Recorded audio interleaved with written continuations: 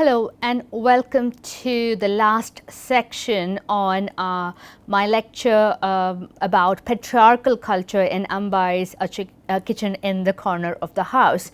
So, we have been talking about several episodes in the life of the women surrounding this figure of Papaji, and now today we are going to look at a crisis in the life of his wife Gigi. So, this is the final crisis in this short story. So, Gigi, who has been unwell for quite a while with high blood pressure and asthma, suffers a kind of a serious a point of illness towards the close of the story, and everybody attends to her, that is all the women. So, there is a physical collapse for this elderly lady, and this happens, the collapse happens when she is checking the ingredients for cooking. She is walking to the fridge to check what's there to cook for the evening meal, and then she falls down with a stroke. And this is the rambling that this woman utters when even when she is down, and she says, I'm going, my daughters-in-law are elsewhere, that wretched Bari Gigi will rule in the kitchen, hey Bhagwan. So it's almost comical in one sense, because even when she is under immense physical pain and duress, look at her primary concerns, which are evident in this mutterings. So, her primary concern, her biggest concern is that Bari Gigi will take over the kitchen, because her daughters-in-law are elsewhere. They have settled in various parts of the country with their husbands, and therefore Bari Gigi, the stepmother of Papaji, might rule in the kitchen, and that will be a disaster, and that will be tragic for this woman Gigi. So, her concern is who will take over the kitchen, who will be the next queen.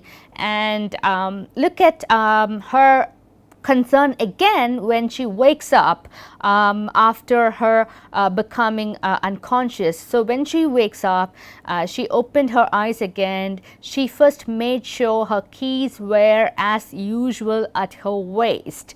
So, this woman suffers a stroke, she becomes unconscious, and once she regains her senses, she checks if the keys to the kitchen cabinet are at her waist. So, that's very interesting. So, the keys are not to the treasure chest in the house. The keys are not to this chest which holds all the property documents or the wealth of the family, the cash and the jewels, but to the kitchen cabinet which contains all the spices. So, that's again very, very significant and pathetic as well in some sense. So, again, other primary concerns are what is the evening meal for the family, because she has been unwell, and who has prepared the evening meal, and what was the meal that has been prepared. And she finds out that there has been a change in the dish that was prepared, and she gets angry. Why was this change? Who made this change? And she asks the women around her, did Bari Gigi make this change? Did she already think that I was dead and she has taken over? So, all these questions reveal the obsession with who is the highest authority in the kitchen. Is it herself or her predecessor Bari Gigi? So, there is a battle of sorts between these two women. The one woman who has had supreme authority over the kitchen previously when her husband was alive, and this woman Gigi, whose husband is now the head of the family. So, we can see this battle played out even during crisis in the family, such as a big physical illness. And then other concerns also become apparent, the concerns of Gigi excuse me. she changes into fresh clothes because she soils the clothes when she becomes when she loses the control over herself, and therefore she when she regains consciousness, she changes into fresh clothes and she wears bangles. She has her hair plaited by her daughter-in-law, and all these are quite normal set of events for someone who has been unwell. Nothing extraordinary about this, but what is interesting or striking about it is this anxiety to make a good impression on those around her. So she wants to be spick and span. She wants to make an impression on those who are around her. So she does dress up well even during moments of illness. And once she has clothed herself neatly and she has dressed herself neatly, Kusuma tucked the cabinet keys at her waist, and that is the last adornment, so to speak, that goes into her outfit, and that is also again very interesting. So that's also very important, in fact. And when they do dress her, when they change clothes, when they change the clothes of Gigi, the narrator, the third person narrator, kind of describes the state of Gigi's body, this elderly woman's body, and she points out, I assume the narrator is a woman somehow, and she points out the ravages of life as a wife and a mother. And these are some of the very interesting details that are explained to the readers. And the narrator says there were scars of childbirth on her lower abdomen, as if she had been deeply plowed there. I have highlighted the phrase deeply plowed. That metaphor is very, very interesting. The metaphor of farming is employed as if she becomes a land that has been plowed deeply in order to yield very good produce. What is highlighted here is her reality as a productive machinery or a productive space that will bring forth a good benefit for the farmer. And then once again a scar is highlighted, a scar in her chest, and that scar is described as something that is to do with going bald, and this scar shown at the lower edge of her center parting, the area near her chest where the gold band with its heavy pendant had constantly pressed. So that is that marital pendant that presses against her chest, and it leaves a scar on her body, so as if she has been deeply injured, as if there can be no growth of any kind in that particular space. So that's also a very interesting metaphor there. The lack of any kind of growth and suggestions of injury are associated with this heavy pendant, associated with the wedding ritual of wearing a marital chain. Now so when Gigi collapses, the daughters-in-law rally around, and it's also pretty significant to notice the absence of men. In fact, we see a doctor coming up hastily and offering her an injection that will put her to sleep and not be disturbed with anxieties about who is going to take over the kitchen. Apart from that, we don't see a lot of male presence around this sick woman, and that's very interesting too to notice. So once the daughters-in-law help her change the clothes and help her settle on the bed, we have a conversation between Meenakshi and Gigi. It's a very, very interesting moment in the story. There's nobody else around them. They're almost as if in a cocoon, these two women, and in fact the metaphor of Mahavishnu is very apt to describe the isolation of these two women in a darkened room with curtains drawn and having a chat. So the narrator says that they were as alone as Mahavishnu on his serpent bed, floating in the widespread sea. So it's almost as if they were cut off from the rest of humanity. They were in these vast waters, and in fact the bed is comparable to the serpent bed of Mahavishnu himself. And we have this very significant conversation in the entire story when Meenakshi lays bare all the fault lines that that kind of deconstruct the lives of women, not only in this family but also in the rest of the society.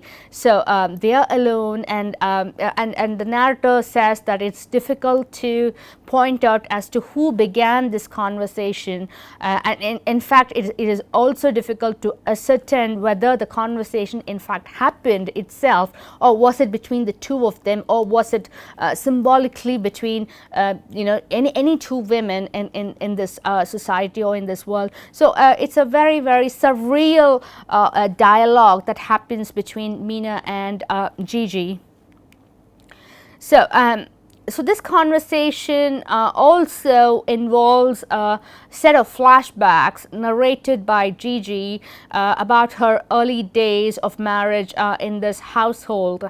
And in fact it's very interesting that Meenakshi seems to provoke all these women into talking about their their lifestyles, their past and so on. So she almost becomes a kind of a touchstone for great revelations, and she seems to be the unifying factor that connects all these episodes with the various women in the story. So Gigi too reveals her really brutal past to Meenakshi, and she begins her past from her wedding day, and she tells Meenakshi about the color of her dress that she wore on that day, the red dress, and in fact she also details the exact kind of jewelry that she wore and the type of jewelry that she wore, and most importantly she tells Meenakshi about the advice of her mother. It's a very important moment in the story, and that advice is this. The mother of Gigi, with her head covered, she leaned over me and held me to her. Her big nose ring was sharp against my face. Take control over the kitchen. Never forget to make yourself attractive. Those two rules will give you all the strength and authority you will need. And these words of the mother of Gigi becomes the guidelines for Gigi to lead her marital life. In fact, she offers two precepts, two golden rules, and these golden rules are you should be concerned about your physical beauty, make yourself attractive, and this is important advice that she carries through her entire life, even when she suffers a stroke, and the first thing she worries about, one of the first things that she worries about is to change into attractive clothes, neat clothes, wear her jewelry, wear tassels in her in her plaited hair and all those things. So she does carry out the advice of her mother to the last detail. And the other golden rule is take over the kitchen. You should be the mistress of the kitchen, the mistress of the cuisine that you prepare and serve to the family. So that's the other golden rule that Gigi really takes to her heart, and take control over the kitchen. And this advice is also the reason behind all the fights that she has, all the food wars that she has with her predecessor Bari Gigi. So these words are very, very important, and they need to be kind of understood in greater detail. Physical beauty, of course, has notions of making objects of oneself, especially on the part of the women in the context of this particular story. So women make themselves attractive for the benefit of the men. So they almost become objects in some sense, and again, the control over kitchen, the control over the food prepared is also associated with controlling the physical pleasure, managing the physical pleasure of the men, managing the physical pleasure undergone by men like Papaji. So it's all about pleasure and being mistresses of these pleasure. If you have authority over that, then you will be powerful. That seems to be the advice of Gigi's mother and similar mothers around this society. And Gigi also has a very important crisis to narrate in her past. So there are lots of crises in the story, and this seems to be a crisis within a crisis. Gigi's collapse itself is a crisis, and in that a narrative of that crisis, we have another crisis, and this talks about the death of a young child, a death of an infant, and that will come very shortly after this excerpt that talks about her, her first experiences of cooking for a big family. And she says, "I remember everything." And this woman, Gigi, is on this bed. She's recovering from her stroke, and she talks about this. She says that, "I remember everything. There were 30 people in the household. I used to mix 5 kilos of atta to make 300 chapatis. On the first day, the palms of both my hands were blue with bruises. There were shooting pains in my shoulder blades. Papaji said, 'Shabash, you are an excellent worker, well done.'" So this is a young bride, and she spends her early days or every day of her married life making about 300 chapatis, and she does undergo a lot of physical pain. And this is the comment of her husband, that you are an excellent worker, and there's a lot of irony there. So Gigi is a perfect wife. She is a perfect daughter-in-law. She's a perfect wife. She gets praises from her husband, who says she's a brilliant worker. And but being perfect, being excellent in the eyes of the men means immense bodily pain on the part of the women in the course of doing their jobs or their roles as daughter-in-laws or as wives. And it's in this context, in the context of the immense physical pain undergone by Gigi on her shoulder blades and on her palms, in this context, Papaji's reaction to her work appears almost callous, cruel, but these men like Papaji and even his son Gopal Bhai Sahab, who is a doctor, in fact, they seem to not notice the pains of their women in the kitchen, because they are trained not to notice. They're trained not to notice, and that therein lies the tragedy. In fact, they don't seem to see anything amiss in a woman who perspires, in a woman who suffers a lot of pain in the kitchen space, doing a lot of labor. So on the one hand, it's tragic. On the other hand, it is it becomes the norm for these men. So the crisis in Gigi's past is about the death of a young one. In fact, a 1-year-old son of Gigi and Papaji dies tragically in an accident. And this is the excerpt that in which we get to see Gigi's narration of that particular incident. And she says that it was a day of celebration. In fact, it was a puja day. There was a puja that day. Everyone was in the kitchen. The baby had climbed the stairs and fallen off the parapet wall. He had crawled up 30 steps. I heard that huge scream just as I was putting the puris into the hot oil. It seemed to knock me in the pit of my stomach.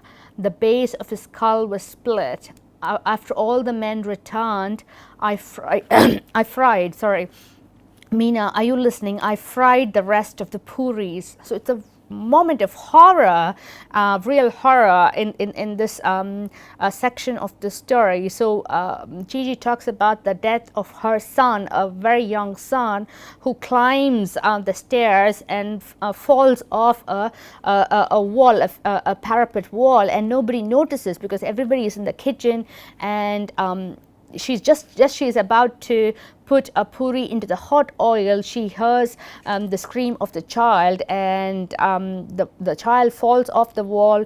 The skull was split and the baby dies. And after the men return, after doing all the rites and the needful deeds, she carries on with the frying of the rest of the puris, and that's the tragic. That's a tragedy of her life.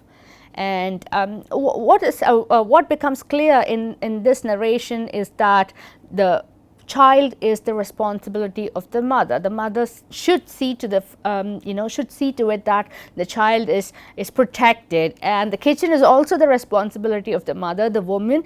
She should see to it that the food is cooked. The necessary dishes are cooked and served without any trouble. So how could this one woman manage everything at the same time?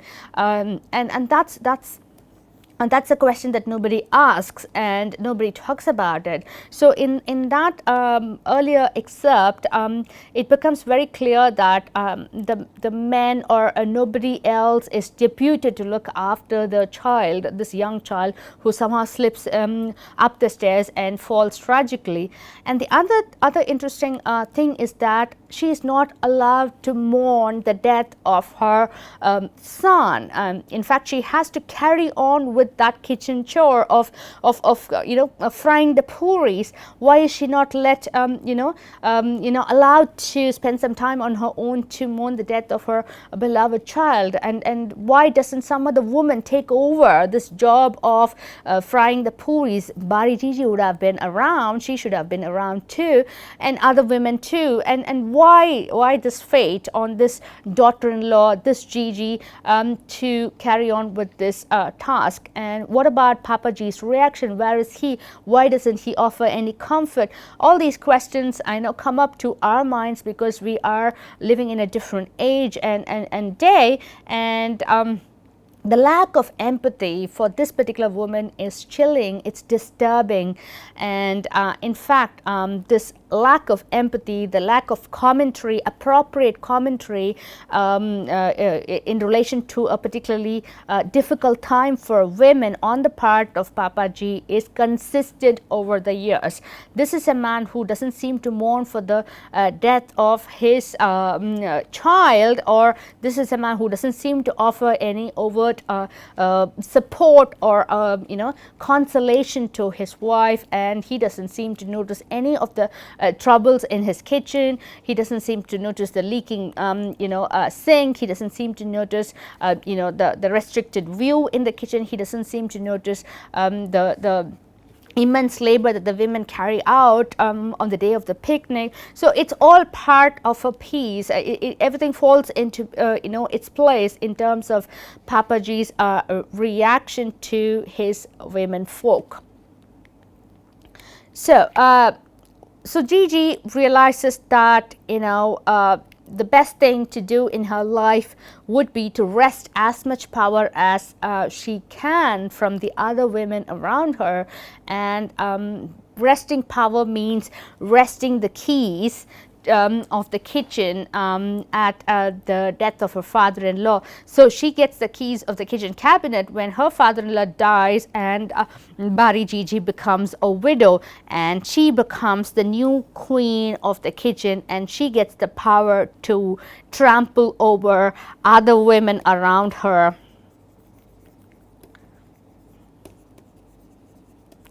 just as she was trampled over by other women when she was vulnerable, when she was lower down in the hierarchy. So there seems to be a vicious cycle going on there in terms of the relationships between women in their kitchen speciality. So now what Gigi has related her past to Meenakshi, her sufferings as a new bride, her tragedy in terms of the death of her young child, and her rise to glory as the new queen of the kitchen. So she has narrated the past, and now we have Meenakshi offering advice to her elderly, sick mother-in-law Gigi. And just as Gigi's mother advised her, by bending down and speaking to her ear, Meenakshi does the same. She speaks to her in her ear, and she says very, very powerful words in this story. And she says, "No strength comes to you from that kitchen, nor from that necklace, nor bangle, nor headband, nor forehead jewel. Authority cannot come to you from these things, these material things." Some of the most powerful lines in Indian literature, I would say. And she says that please don't worry about all these various kinds of jewelry. You don't get any kind of power from these things, these material stuff. Meenakshi says that kitchen space is a powerless space in some sense, and the ornaments do not offer power. Of course, they do not offer any kind of real power. In fact, there is no liberty of thought that is embedded in all these duties that are there in the kitchen. So kitchen space and the glory of the ornaments should be kind of given up by these women. And she says that the authority that you derive through the kitchen, the authority that you derive through the ornaments are part of the authority of Papaji. That authority is Papaji's, not your authority. He is the one who kind of endorsed these powers on you, and you seem to use that power to further imprison yourself and trample down or imprison other women who are beneath you in that particular space. So these spaces, though they are useful in the sense that they provide food for the rest of the family, though they are useful spaces in a literal manner, in terms of the symbolic value, they do not have any kind of real power for the women who are employed there without pay. So, and Meenakshi says that from all that kitchen space and from all that ornament, be free, be free, be free. And it's almost a refrain. It's almost a refrain on the part of Meenakshi, and this repetition is very, very important because it highlights the fact that women have to free themselves, and the advice seems to be liberate yourself from false authority. Women like Gigi and Bari Gigi think that they have real power, but it's not real power, but it is false authority that they have derived from their menfolk. And Gigi's response to Meenakshi is very interesting too, and she says that if I renounce my jewelry, my kitchen, my husband and children, what is left for me? Who am I? And Meenakshi says that you are just Dulari Bai. And it's very interesting that this name of Gigi is mentioned for the first time at the end of the story. We see her as an individual, as a real personality hiding within that stereotype of a mother-in-law. And Meenakshi says that you need to find out the relationship between Dulari Bai and the rest of the world.